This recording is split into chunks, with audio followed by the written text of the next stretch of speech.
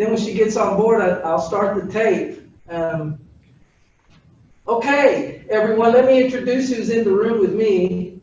Of course, me. And over to this table is Salida Gonzalez. She's the one that we are going to be voting for as intern this board meeting. And behind me is Kinder from Indiahoma. He's what is your major, Kim? Ag business. Ag business, agriculture business. Kim grew up on a farm. Yeah. Kim grew up on a farm in Indiahoma, so agriculture's in his soul. 5 generations. 5 generations worth of 10,000 stalls. Huh? I said other 10,000 stalls. Like my mom's family's a stall family. Oh wow. And then my dad's family's a Kinder family. So yeah. Kinder and Stahl is the other family of his mom's side. So mixture of Adam and Eve and Noah's Ark. Well, I was gonna say the British and the Germans, but that's what the Stahl family is, Germans. Oh, here's Madison. Madison, you want to walk across the stage? Here's Madison Edwards, our president of Cameron Campus Ministry. Of course, he has his badge. It's invisible tonight. Can we tell about your credit card? Yeah. A few minutes before the meeting started, about 30 minutes before this meeting started, Madison told me he lost his credit card.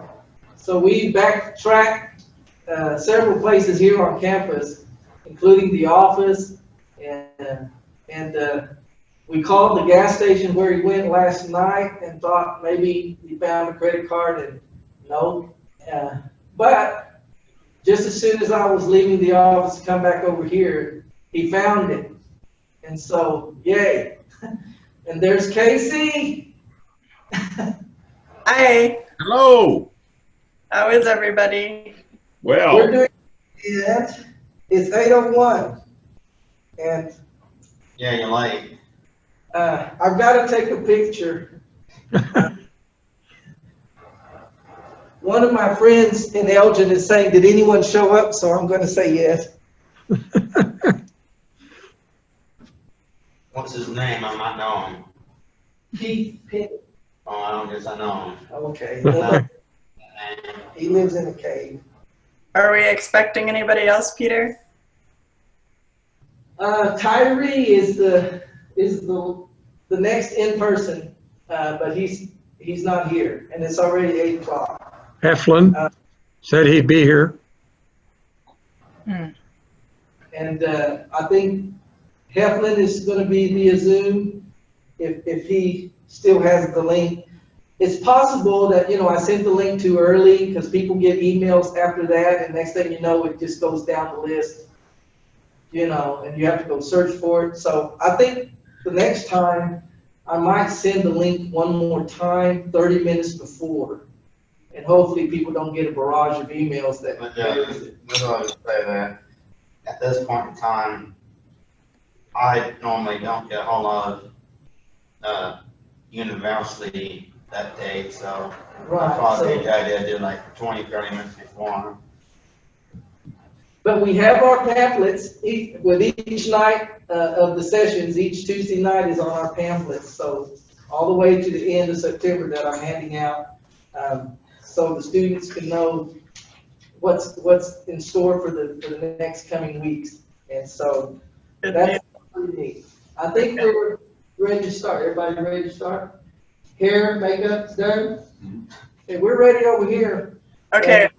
How about we start with some quick introductions, and we can start with the Zoom folks. I'll go first, and I'll just say that I'm Casey. I work with Peter at CCM, and I am happy to be Zooming in with all of you. And Howard, do you want to go next, followed by Linda and Mark? Yeah, Howard Cookton. My wife Anna Claire is kind of coming in here right now. We're CCM board members, and I'm not as long as a board member as my wife, who's been with the board for quite a few years. So we're here to support. Thank you. Linda Ashton, a CCM board member as well, and I'm with the Cooktas. I want to support the students as best I can. Mark Ashton on the board, at large member, and been going to Cameron for about 30 years now. Okay, thank you. I do not find the thing. That's Heflin. He sent me a note. He didn't find the link. Okay, so I'm going to send the link to Heflin. In the meanwhile, if you notice behind Mark and Linda, there's a heart. And so Linda plays the heart very, very well. Just a second, I'm going to send Heflin a link. What? Dr. Heflin. Is that what that says? I do not find the link? So reply. Excuse me a moment.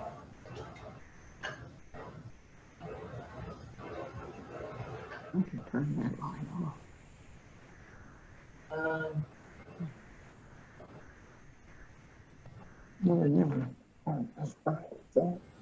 I can do it too, Peter, if that's easier. Okay, can you send him the thing? Yeah, and you can make sure everyone gets introduced there in the room. Okay. Is that too dark? We'll start with me. I'm Peter Macias. I work with CCM, and I'm in charge of the interns, and they make sure I keep my head straight and everything. And I enjoy working with them. And we have two of our interns here tonight. One of them is our intern to be, Salida Gonzalez. And Salida, if you can go next, go ahead. Hello, my name is Salida Gonzalez. I'm a music major, and I'm really happy to be in. And as you notice, Salida speaks very quietly, but she can sing very, very loudly. She's really good music major. And so we'll ask Salida to sing everything she says, and we'll be able to hear it. Yeah, Brian is like non-existent in my family. And then, yeah, and Kim is right behind me, so Kim, go ahead. I'm Kim. I'm an ag business major. And this is second year at Cameron, I believe. Yeah. So he knows the ways of Cameron. And then Madison Edwards. Madison? Greetings. You gotta say something, Madison. I'm Madison. I'm an intern and also the president, as you know. I hope to be a board member soon. Thank you. Good deal. Okay. Good to see everybody. There it is. Oh, there's Dr. Heflin and Phil. All right. We just did some quick introductions. Do each of you want to introduce yourselves?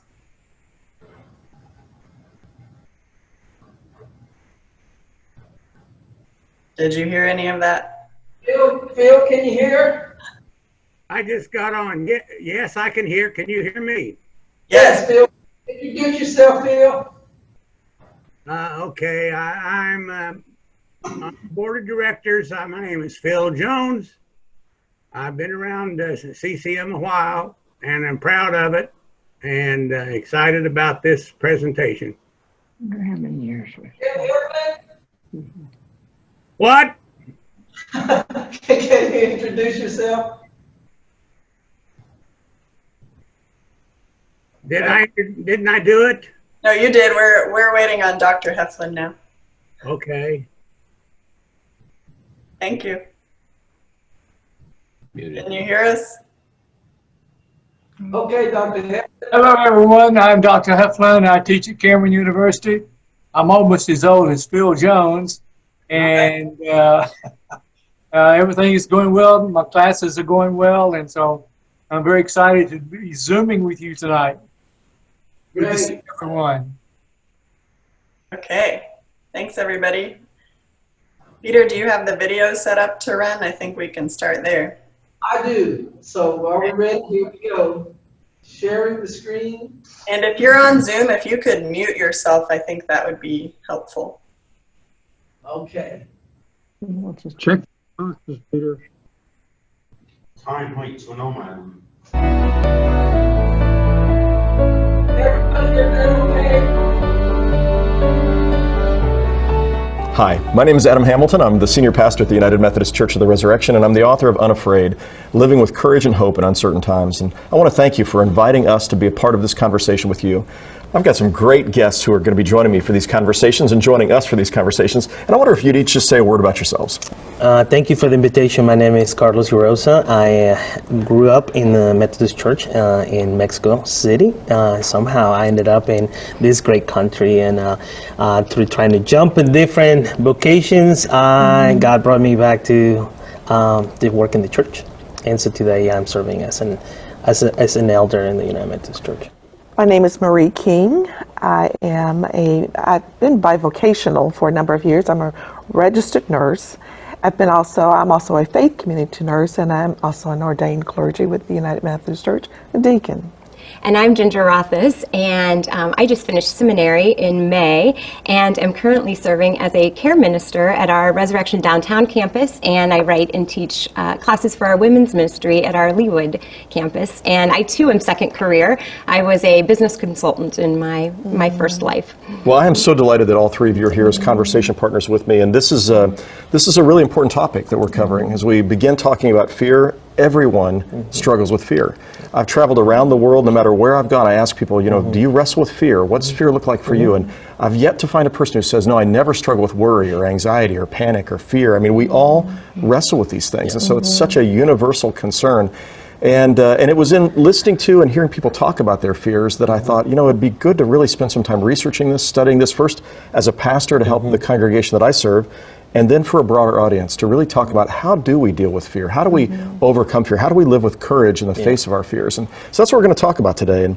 And I'd like to begin by recognizing that, in our lives, fear is hardwired into us. So it's not that there's something defective in us and therefore we fear. It's actually a gift from God, that God has created us and our brains with the capacity to protect ourselves. And so on the one hand, fear is a really good gift because, it helps us detect when there's a danger or a threat. It leads us to respond accordingly. And that's a mechanism that really protects and saves us. And not just us, but all creatures. They have these defensive mechanisms. The challenge, of course, is that we have a tendency to fear things that maybe we don't need to be afraid of, or we exaggerate the threat, and then we find our brain starts telling our body to be prepared to fight or flee or to freeze. And in the process of doing that, we find that we're actually overcome by things that we shouldn't be afraid of. And so the aim of this study is really to help us be able to overcome our fears with courage and hope, and to look to see how our faith might play a role in that as well. So we're going to look to see what have the psychologists taught us, what are the experts teaching, ordinary people, what do the therapists do when you come in and you're overwhelmed with anxiety or fear, but then we're also going to look to see how does our faith play some role in that. And all three of you are deeply committed Christians, you are seminary trained, so we're going to look to see both how you do this in your own life, how you do this in other people's lives, and we're going to talk about various kinds of fears that we face as a society, as individuals. So some of our fears are very deeply personal.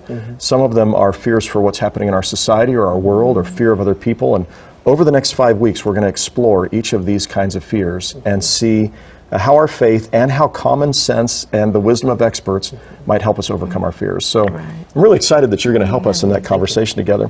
And I guess I'd like to begin by remembering a story in Scripture where the Israelites had been set free from slavery. I have a chapter in the book on Paralyzed by Fear, a mile from the Promised Land. And the Israelites who have just been set free from slavery in Egypt are now at the edge of the Promised Land. 2 years in, they were right a mile from the Promised Land. They send the spies into the Promised Land, and 2 of them come back and say after 40 days, "Oh, it's awesome, we can do it, God is going to help us."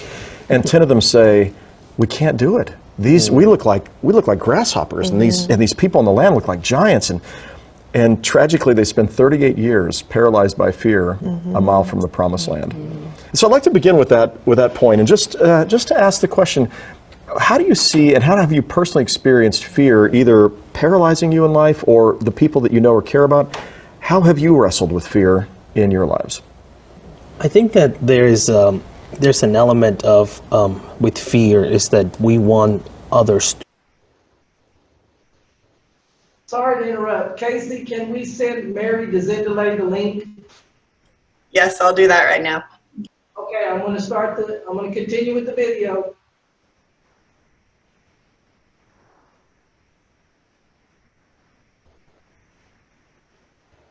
To understand the severity of it. In my experience, I've always wanted to have, like, I want you to understand why I'm going through, how I'm feeling, and I feel like that is a little internal battle that we face that it often we need to set aside and trying to deal with the root of what's causing the fear.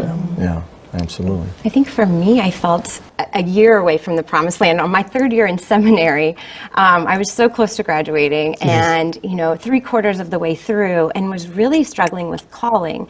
And for me, it was a fear of being in front of people, a fear of speaking for God, a fear of preaching and influencing people, and I didn't want to mess anyone up, and I took it as a huge responsibility to be a pastor, and so I almost quit seminary because of fear.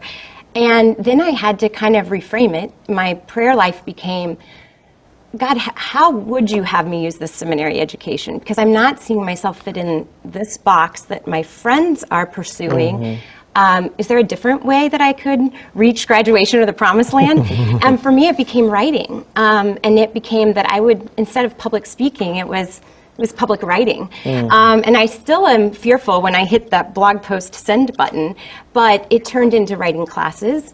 It turned into a different kind of public speaking. So I almost gave up, paralyzed by fear, but then needed God to help me reframe it to get to the promised land. That's really good. So how about you, Marie? Were there any fears that you've had since you were a kid, maybe something you grew up fearing? I have a great fear of dogs. Ever since I was a little girl, I have always feared dogs. People say dogs won't bite, but dogs will. They have teeth, they will bite. So I've been afraid of dogs all my life. I've tried to do things to alleviate that fear. And when my friends have their dogs around, I try to get closer, taking steps towards alleviating that. And for the community that I was serving, I was able to have an animal blessing one year. And I didn't lay hands on, but I did get close to the dog. That's excellent. I think about how many times we've been afraid of things in our lives, and we fret about them, we worry about them, we stress about them. And 140 times in Scripture, we read this idea. God says, don't be afraid, or Jesus says, don't be afraid, or people are told, don't be afraid because God is with you. And I wonder what role your faith plays when you're afraid, and how do you access that? How do you come to feel that reassurance and that courage from your faith? I think for me, it's a deep breath and recognizing God's presence. It's a pause. My faith is based on, I know God is with me, and a presence to tap into always. And it's not about doctrine or dogma as much as, God, we're in this together. Get me through this moment. Or I surrender it to you. And that's where my faith in I'm not alone, I think, is really my foundation. For me, it's been first presenting my concerns to God and praying about whatever the assignment is before I accept it. And that empowers me. I know that I can do all things through Christ who strengthens me. So reminding myself that God is there with me and present with me is part of the structure of my faith that gets me through. I love that. I want to wrap up this conversation together by talking about facing your fears. I mentioned in the book my daughter Danielle, who said while she was in college at Kansas State, she decided to take a skydiving class. She joined the skydiving club. And as a father who tried very carefully to protect my baby her whole life, I was glad she didn't tell me in advance she'd done this. But we're at lunch and she's telling me this, like, what were you thinking? You jumped out of an airplane voluntarily? What and I said, why did you do this? And she said, I knew that I have a tendency towards being afraid, and I thought if I did the scariest thing I could think of and I survived, I wouldn't be afraid anymore. And I have this wonderful picture of her, and it's a little blurry. It was taken, right after she got down on the ground. She's got this huge smile on her face, and it's like she had just overcome the world and overcome all of her fears in one moment. And so that idea of facing your fears and overcoming them, what therapists call exposure therapy. I wonder if there's any way that you've done that too that you might want to share. When I was in my second career, cooking in the kitchen, on my second day at my job, I was kind of working one of the areas that didn't require being close to the fire or going to the high-paced work. And the sous chef have gone through a situation. He started getting sick, and I was called up to say, "You're up." And I didn't know much about the recipes or the things. It was the process. I think for me it was just the fear of knowing the process. It didn't mean that I didn't feel fear, but in that moment I just had to go for it and just jump right in it. And I burned myself a couple of times, but at the end it wasn't that bad. And I think it kind of allowed me to keep moving forward in that area. So I think that's what we discover when we face our fears with faith, is we find it's not usually as bad as we think it's going to be, and then suddenly we find a new courage and strength. Well, I want to thank you for sharing your insights and your fears and being willing to talk about those things here. And this is going to be a great 5-week study. Thank you so much for being a part of it. In each of our sessions, we're going to have an expert interview, and I'm really excited about our first expert. He is Dr. David Zald. He's professor of psychology and psychiatry at Vanderbilt University. And there, as a neuroscientist, he studies the brain, and he's going to help us understand how the brain works, and in particular, the connection between the brain and fear. Dr. Zald, thank you very much. I appreciate you joining us today. Happy to be here. Thank you. So tell us a little bit about fear and the brain. Why do we fear, and what role does the brain play in fear? Yeah, so there is just a key role here for fear, because if we don't have it, we probably die. And if you just think of the range of threats that we have every day we go outside, you can get hit by a car, you can fall down, you can injure yourself. You have to learn how to avoid those injuries. And the way we do that as mammals is that we develop fear. So we have to have fear. It's in some ways essential for us as a species. Yeah. Tell us about the anatomy of fear. What's going on in the brain, and how does it work? There are some specific brain regions that we really pay attention to when we're thinking about fear. One of them, which you mentioned in your book, is the amygdala. And this is a small almond-shaped area that's in your temporal lobes. It's deep in there. It's in many ways an old structure in terms of its development in brains. And this ends up being not the only area involved in fear, but it's really essential because it's at sort of the nexus, it's at the intersection of a whole range of motor, attentional, cognitive, and physiological responses. And it's those physiological responses, though, that we often are most aware of. Our heart beating, going boom, boom, boom, or feeling like we're breathing hard, or even having like we can't breathe, having our hands get clammy. All these physiological responses can get triggered by the amygdala to give you that immediate knowledge, that physical knowledge that something's wrong. It both cues you to that, it also is preparing you for what actions you might need to take. For instance, you may be in a situation where what you need to do is run and run as fast as you can, and what it's doing is setting you up to be able to do that, so that you're attending to what you need to attend to, and that you're making that the priority, and then you're able to take whatever action it is you need to get safe again. So fear clearly is a gift. I mean, it's a blessing to us that we have this capacity to do this. Where does it go wrong then? Because there's a lot of us out there who struggle with fear, and it's not over something that might harm us. We just find ourselves paralyzed by fear or overcome by fear. So what are the ways in which you can overcome that, or you treat that? So there are a few different ways. One of the biggest is to get the person actually doing the very thing they're anxious about. I once worked with a patient who was afraid to hold a knife. And the fear was that if she had that knife, that she might hurt someone with it. But by never holding that knife, she never learns that she can do it. And you say, well, what do you think's going to happen? Well, I might stab you. Okay, let's say this is not going to, you're not going to stab me. What else? Well, I might go crazy. Okay, well, let's just test that. Let's actually test whether you can do this for a few minutes without going crazy. Once she learned that, then she could go another step and then another step. And that really ends up being an essential part of any attempt to get fear and anxiety under control. Excellent. How about worry? Worry is another form of fear that doesn't seem quite so serious as anxiety, and yet there's a whole host of people, in fact, a large number of people in our society carry a measure of worry with them. How does that play into fear and the brain physiology, and how do you overcome that? When we're talking about the worry, it's often that it can get stuck on. It's not bad for us to worry about some things. The problem is when it gets stuck. And one of the ideas that's out there in the literature is that there's certain parts of the brain where we get loops, where one part of the brain projects to another part, and then that projects to another area, which projects back to the original one. Interesting. And so we often think that these loops can get into sort of a feedback mode, where once it starts, it's just circling around, like when you have a electric guitar and you start feeding back your guitar against an amplifier. Well, this same sort of circuitry can get going in a person, and then it can be really a challenge to turn it off. And in fact, a lot of what has to be done in working with people who have that sort of chronic worry is getting them to learn some techniques for being able to channel it differently.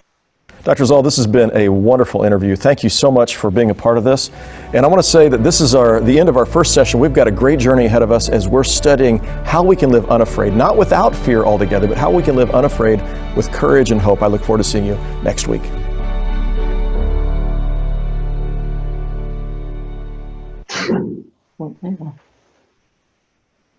Okay. Okay. Thank you, Peter. So let me pull up my questions here. I think we could start, he mentioned in the conversation how there are some ways that fear can be a good thing. And I was wondering if any of you guys had an example of a time when fear kind of came in handy before we get into more of the things that we are afraid of.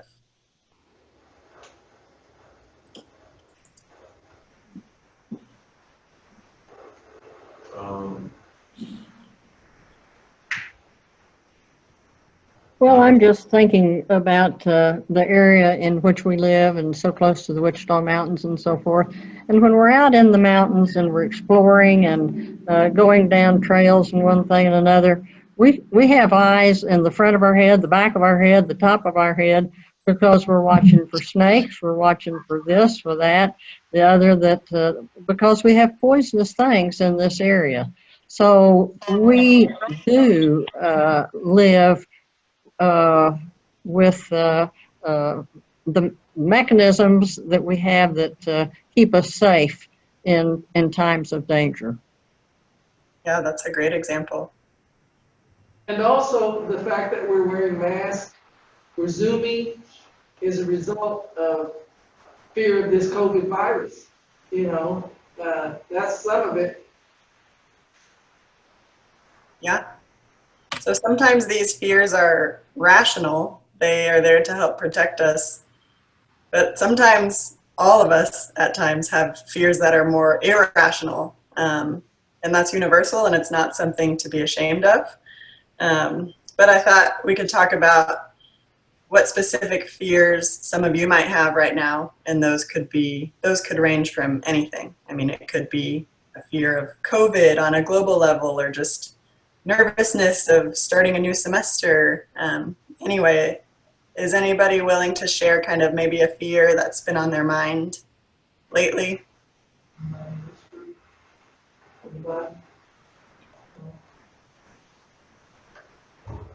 Okay, none of us in my group were afraid. Not afraid of anything. Teach me your ways. You guys are brave. Yeah, I think one of the difficulties of being raised, particularly and not just, but particularly for males, there's kind of a message that we're not supposed to show or acknowledge fear. That we're supposed to be strong and courageous, and admitting that we have fears is somehow not to be manly. And so part of the dilemma, I think, for me and maybe many males, not just males, but for many, is that we're not sure we want to admit that we have fears. And part of that is, I guess, defensive. And so choosing to always be courageous and maybe even blind to something we ought to be afraid of is part of our difficulty. And so one right here. What color you want? Is it white, Mom? Yeah. Are you? Keep going, Phil. Well, I think to get me to acknowledge that I'm afraid of something is something that I may be embarrassed to share. Yeah, that makes sense. Vulnerability is hard, and it takes a lot of practice. However, sharing our fears seems to help. Seems to, when we can communicate what we're fearful of or what we're worried about, at least in my own life, 9 times out of 10, it's not nearly as bad as I thought it was. Yeah, and sometimes when we say it out loud, I think our fear loses its power. And not only do we have accountability, but I think it's just good to bring things out into the light and out of the darkness. I think sometimes too, we don't even know when we're afraid. Sometimes our bodies can react in different ways. A lot of people can get very anxious. A lot of people get angry or attempt to control either their environment or people. And maybe we could just have a show of hands. I mean, how many of you guys have struggled with anxiety? Yeah. Has anybody ever just been angry and not really known immediately what the root cause of it is? Yes, that happens to me all the time, and it makes me very sad. Yeah, it is sad, and it's hard to navigate those feelings and where they come from. Are there any other thoughts on that? I think we're going to talk about fear of failure in another segment, but that's sort of an omnipresent, almost overarching condition that I find myself in, have found myself in over the years, and to some degree still do. Yeah, how many of you guys can relate to that fear of failure? Yeah. Yes, I can relate to that 100%. Mm-hmm. And fear of being embarrassed, and then being embarrassed about being afraid of being embarrassed. Yeah. Like we're on a planet spinning around and I'm worried about being embarrassed. And so then there's even this like shame about the fear, which then makes you even, it's not a good cycle. Ah, definitely. It's almost as if we ought to celebrate imperfection. Mm-hmm. I like that. Mm-hmm, I agree. And I'm afraid of not being able to engage the students like I normally am used to because of this virus. Students tend to, don't come near me, and so it's really difficult for me on CCM side to engage students. I see them from afar, I wave, but that's not what I want to do. I want to get up to them, find out how they're doing. And that just can't happen. And so I'm trying to find innovative ways to communicate with all those students that we used to feed lunch to. And by the way, they're asking when are you gonna serve lunch? So I'm working on that. I'm finding out a way from the other places how they're serving lunch, so I can use that same model. I like Peter, that. are you finding that most of the students are wearing masks and or have them around their neck or they're ready to put them on when they can, or are you seeing most of the student body without masks? Most of the students that I see wear masks in class, and especially in music department. If you're not playing your instrument, you put a mask on, and so we are following the rules. Some of them, even when they're walking on campus, out in the open air, will wear a mask. At that point, you don't really have to, unless you come in close proximity to someone else. But normally that doesn't happen. So That's really good to hear. yeah, I don't think we're going to have an outbreak unless someone just. Yes. Are you guys at Walmart? We're at Target actually. Awesome. I'm glad you're joining us all the way from Target. I don't think are any of you guys freshmen or first year students at Cameron? Yes. You guys are? So you're entering into, I mean, going to college is scary as it is. Going to college for the first time right now is extremely scary. Do you want to share anything about how that experience has been for you? What's number one? Yeah. Oh yeah. The experience for me has been quite a wild ride already, and I've only been there for like 3 weeks. So, but I'm loving it so far. Tracy, where are you from? Where's home? I'm from Dallas. Okay. We're welcome to Lawton, Oklahoma. We're glad to have you. Thank you. It's a pleasure. That's a whole nother country, isn't it? Oh yes, I've never seen more fields of grass in my life.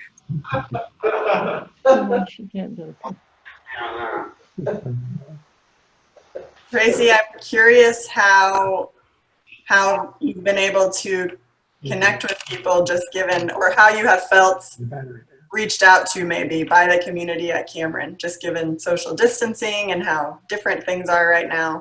Maybe you could give us some ideas how we can better reach, especially freshmen right now. Oh yeah, I still feel like I've connected with quite a few people. Although this COVID thing is very stressful, I'm just taking it one day at a time and trying to make new friends and just going through it, you know. We aren't able to hang with as many people as like we usually can or would be able to. Yeah. Well, I can remember when I was a freshman in college, and my family lived in San Antonio, and I was in Norman, and everything was uncertain. Everything was new. Everything was, I jumped to the worst conclusion about what was going to happen. And the negative road was the road I took.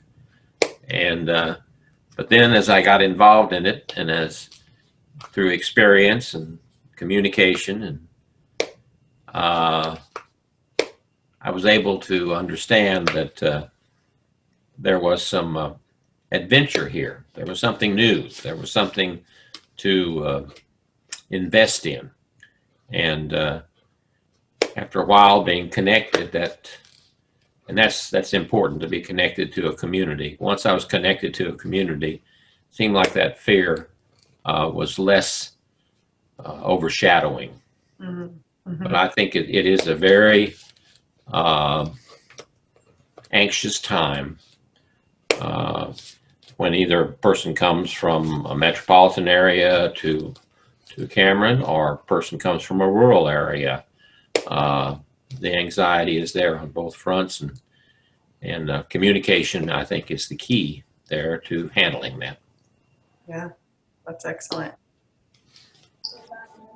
I'm curious how and I'm going to put you guys in the classroom with Peter on the spot. I'm hoping one of you will answer this. But if any of you have an example of a time that you've been afraid, and how did you face that fear, or how did you get the courage to face that fear? And maybe it was your first year at Cameron, or it could be another example. Is anyone willing to share something?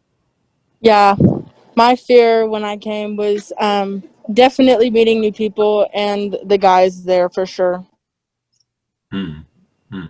Yeah, meeting new people is scary and intimidating, and it can feel like it takes a long time to make friends sometimes.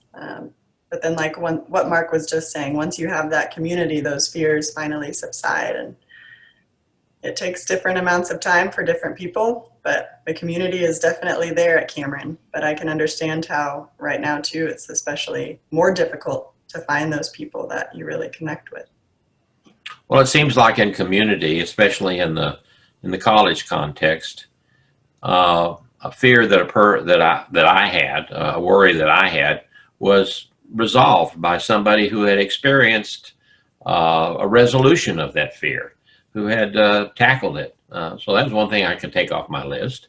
And you know, if we look upon community as a resource, a major resource in life, that's helpful, I think. Mm-hmm.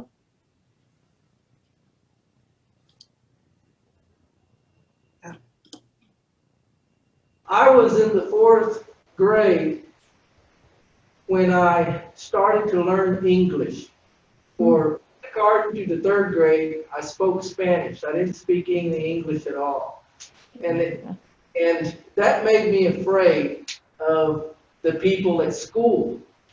Not just the grown-ups, but the other students, because they spoke a language I didn't know. And I didn't realize, but that made me scared of people. In middle school and high school, I was still afraid of people. But by then, thank God, I had a 4th grade teacher who recognized that I did not know the language. And she kept me after school, and I learned English. I learned to use proper grammar. So now, and of course, then I went to motivational seminars and leadership seminars. But before all of that, I was so afraid of people, especially people who spoke a language I did not know. And that scared me, and it made me afraid of people. And so when I got to high school, I learned language. As a matter of fact, I learned English so well, I forgot Spanish. So Hey, I would kind of like to hear Madison's input. Okay. On what? On something you sprayed at, and then you weren't even finished. You weren't even finished. Oh. I'll go ahead. Well, I eventually learned Spanish again, but I was afraid of people because of not knowing the language, and it made me be very quiet around people. But now, thank goodness that my teacher helped me, and she's one of my favorite teachers of all time. She's still living today, and she's probably 100 years old. I don't know, but she was helpful. Now you're the peoplest people person we know. Yeah. Okay, Madison. Let me see. I had so many fears. Let me choose one. Okay, so I got this fear. Like, I think it runs in my family because my mom has the same fear, but like she's afraid of heights, and I'm not afraid of heights, but like it's weird because like if I go on a ride at Six Flags, like, and it takes you high up in the air, then like I won't be afraid like mentally, but my body it'll be afraid. So it's like weird how So it's kind of like a half and half. yeah, it's just like I'm really not scared mentally, but my body like physically you are. It feels weird. So. Yeah, we all experience fear in different ways. That makes sense. Roche, what's something that comes to your mind first in this conversation? Repeat that. Yeah, what's the big fear that you might be willing to share that you've either overcome or still deal with? I think my biggest fear is not being successful. Yeah, That's my biggest fear. yeah. Yeah, I think that's part 4 or 5, so we should get into that a lot. Mary, I wonder, is there a psychologic reason that we experience fear a lot more at night than we might experience during the day? I would love to know the answer to that. I haven't had a course in neuroscience in so long that what they taught me isn't even true anymore. But I would love to know the answer to that. I can certainly ask some people and look in what I'm reading and see what I can find to answer that question. But our anecdotal information, or the people that I know, we all fear things more at night than during the day. There's got to be a physiological explanation for it, but I'll look into that, Howard. Great. We'll look forward to your coming back with a response. And a solution. Yeah. I'd like to hear from Dr. Heflin. He's a communications expert and teaches in that line. What would you like to hear? No. Resolution to all my worries. I think there are 2 points. Number one, it takes time to overcome fear. In other words, you just can't snap your finger and overcome it. We have to invest a certain amount of time in the process of reducing fear. And I once studied a program at Purdue University, and they suggested that in changing behavior, it takes about 90 days to change and work through the process of reducing that fear. 90 days is a long period of time to deal with something. And many people have difficulty in doing that. But, I've discovered for myself that if I give enough time to manage and deal with fear, I can do so. I guess I need to share something with you. Starting next week, I begin radiation therapy. This is something that's not pleasant. And so I'm dealing with that kind of fear, but also the fear of the unknown. And so it's taken me some time to deal with that. But it is a fear that I have to deal with. Well, dealing with it, it really brings home what fear is when you're faced with these kinds of fears. Jim, you probably teach how to overcome the fear of public speaking. Can you give a little hint as to how that pattern works? Well, fear of public speaking takes time to deal with that. Some people are so broken down by the fear of public speaking that it takes psychological therapy to help these people to overcome that. My students in the class, participating and getting up and giving speeches and things like this, experiencing fear, then talking about the fear, does help a whole lot. But, I tell my students that probably none of us truly get over the fear of public speaking. When a person gives a speech, there's a certain degree of anxiety. It's there. Like in the theater, they'd like you to have a certain degree of nervous anxiety so that you can perform well. So this has to be turned to a positive as opposed to a negative type of thing. So, today I gave a test and a student called me up and was crying because they failed the test. So I had to work with the student and assure them that failure was not inevitable. They had a whole semester to overcome the bad grade that they received. So fear is very real for students, constantly. Yeah. Thanks for sharing that. We just have a few minutes left. Kemp, I'm going to put you on the spot. What are you afraid of? Or what is something that you're afraid of that you're willing to share with us? Wait, me? Seriously? Yes. All right, bud. I don't know. think about that for a minute.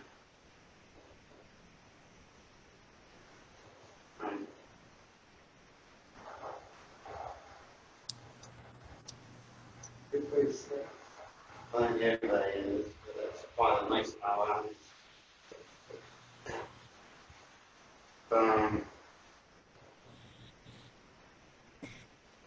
I guess for me, you're probably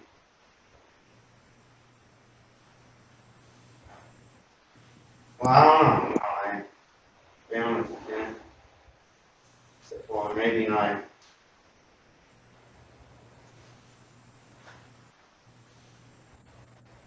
not knowing like anybody to help get you by and like what career it is that you want to do. Like let's say if you want to be a business, counseling might give you like for them money, like if you don't know anybody to help you get through that career, then you might not make it so too far. Yeah, that's a great example. And mentors are very important to have and hard to find, and not having the right people in your circle to do the things you want to do is definitely scary. Thanks for sharing that. So Lita, how about you? Do you have an example? Even though I'm a performance major, I have performance anxiety. And what helps me with that is performing more exercises. What helps you with that is what? Just performing more often. Yeah, that's a great example. Facing your fears helps you overcome your fears. That's a very hard and brave thing to do. Tyree, what about you? Is that Tyree? Tyree's not here today. But in the back is Alpha. Oh, Alpha. Alpha's in the. I can't actually see anybody. I just see blurs, yeah. Alpha, do you have an example? I do not. I don't. No? Okay. Casey, before we end up for the evening, I would certainly like to, in just behalf of our whole group, to share with Jim that we will be keeping him in our prayers. Thank you. I appreciate that. Everything's okay. I have a very positive attitude. Good.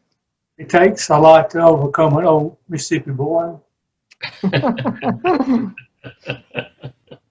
I have a simple example that I would share.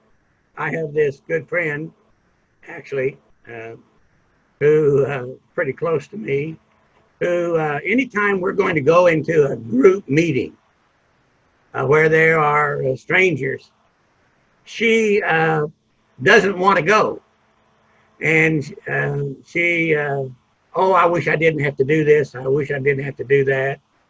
And so if I can just keep persisting and she goes, when we come back from that, she always is just bubbling over with, oh, wow, wasn't that a good time? I mean, and I visited with so-and-so, and, you know, and she just reflects on all the positive things that happened, but she was so resistant to go to the meeting, which reminds me of when I was in college. When I walked into a classroom, I sat on the back row, and I thought that was the proper place for me till somebody, when I became a sophomore in college, or maybe it was a junior year even, said to me, you know, when you're sitting on the front row, the teacher really responds positive to you. So, but I had to make that move from being a back row person to moving into the spotlight somewhat. And I think that that's not an unfamiliar experience for lots of people. Anybody else have any final thoughts they want to add before we wrap up? Linda, we sure like to hear from you.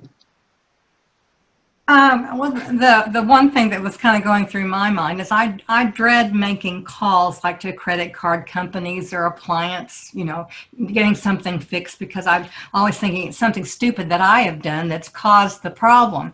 And so I'm always greatly relieved when there's a different solution. But, after all these years, you would think I would have overcome that. But it's just, I don't like making those calls. Mm-hmm.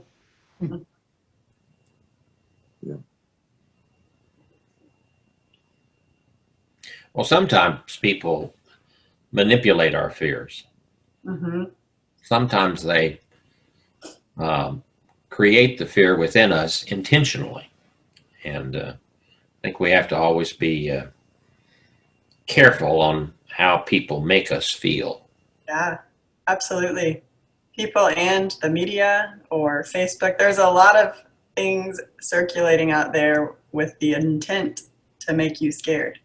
And so we do have to be mindful of how these things make us feel. And if they are making us feel afraid, we can just cut it out, whether it's the media or a person or whatever it may be. If that's not serving you well and making you afraid, that's not a healthy thing. So I think that's a really great point. One of our daughters told us something interesting today. She was set to go in to have her teeth cleaned at a dentist's office by a dental hygienist. And she's been very careful about wearing a mask and staying 6 feet or more away from people.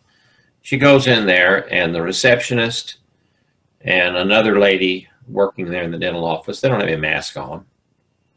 And they push a document in front of her to waive any rights because of COVID.